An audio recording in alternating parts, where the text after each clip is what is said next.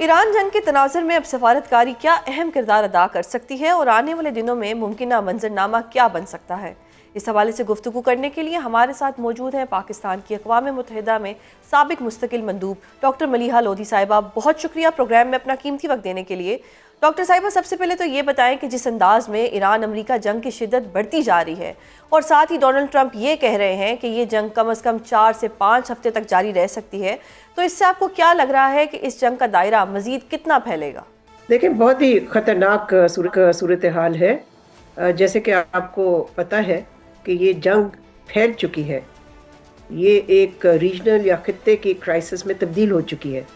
اس وقت صدر ٹرمپ کا تو کوئی نہ کوئی نیا شوشہ ہوتا ہے۔ کبھی وہ کہتے ہیں کہ مجھے رجیم چینج چاہیے، کبھی وہ کہتے ہیں کہ نہیں، میسائل کیپیبلٹی تباہ کرنی تھی۔ اور امریکہ میں بھی اب دیکھیں کویسچننگ ہو رہی ہے، سوال اٹھ رہے ہیں کہ صدر ٹرمپ آخر ان کے اصل مقاصد کیا تھے ایران کو اٹیک کرنے کے؟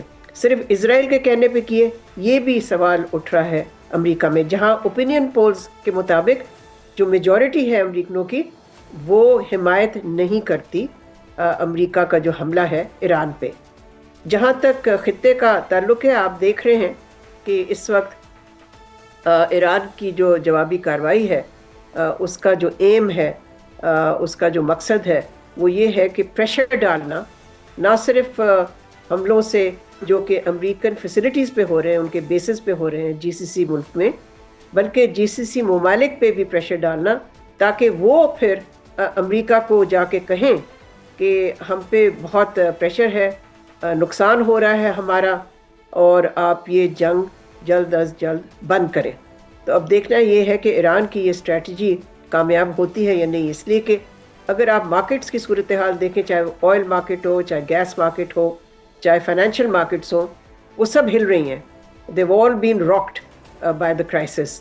تیل کی قیمت چڑھ چکی ہے، گیس کی قیمت بھی چڑھ رہی ہے، بلکہ قطر نے تو LNG پروڈکشن ہی بند کر دی ہے فی الحال، جس سے کہ یورپ میں بہت بڑا کرائسس ہوگا۔ ان کے 50% جو ہیں کیا کہتے ہیں قیمتیں جو ہیں وہ اوپر چڑھ رہی ہیں۔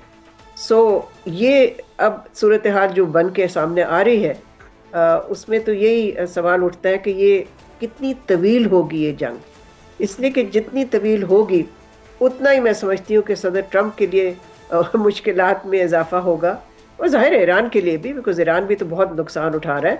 لیکن ایران نے یہ دکھا دیا ہے کہ اس کے پاس کیپیسٹی ہے ٹو رسپونڈ، اور شاید یہ توقع نہیں تھی یا ٹرمپ کی یا نیتن یاہو کی۔ ڈاکٹر صاحبہ، آپ نے خلیجی ممالک کا ذکر کیا ہے، تو سعودی حکام نے یہ باقاعدہ تردید کر دی ہے کہ ان کا ایران پر حملوں سے کوئی کردار نہیں ہے۔ اس سے کیا یہ تاثر ختم ہو جائے گا کہ امریکہ نے ایران جنگ میں خلیجی ممالک کو استعمال کیا ہے، یا یہ تاثر موجود رہے گا؟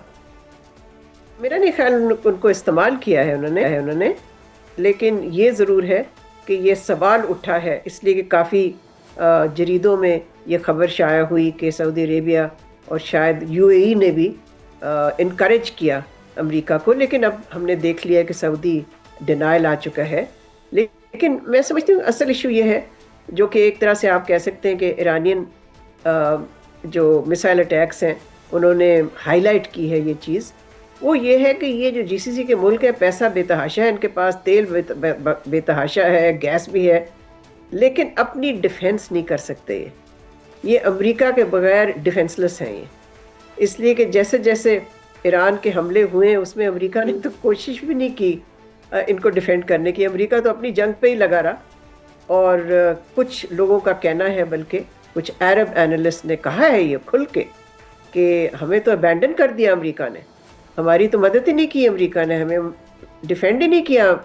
سو دیکھیں، آپ اس سے اندازہ لگائیں کہ ایران کے جو آبجیکٹیوز ہیں کہ ان کو ڈیوائڈ بھی کیا جائے، ان پہ پریشر بھی ڈالا جائے، اور ان کو دکھایا جائے کہ جو ان کی ڈیفنس ریلائنس ہے امریکہ پہ، وہ کتنی فریجائل ہے اور کرائسس میں نہ ہونے کے برابر۔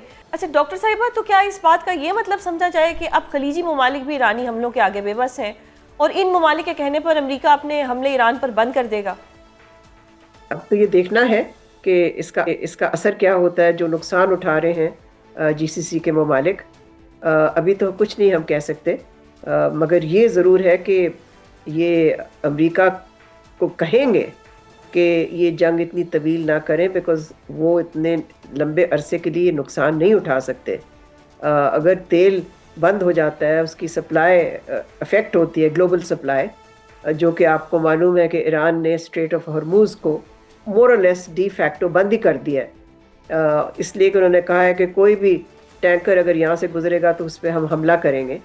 تو ایک طرح سے آپ کہہ سکتے ہیں کہ اگر وہاں سے شپنگ نہیں ہو سکتی تو دیکھیں پھر آئل کی جو گلوبل سپلائی ہے وہ بہت بری طرح سے افیکٹ ہوگی، جس کا پھر نقصان مارکیٹس میں یورپ کو ہوگا، پاکستان کو بھی ہوگا، مگر اس کے ساتھ نقصان ان ملکوں کو بھی ہوگا نا جو کہ آئل ایکسپورٹنگ ممالک. اچھا، اب ایرانی سپریم لیڈر کی شہادت کے باوجود ایران میں رجیم چینج کا جو پلان تھا وہ تو ناکام دکھائی دے رہا ہے.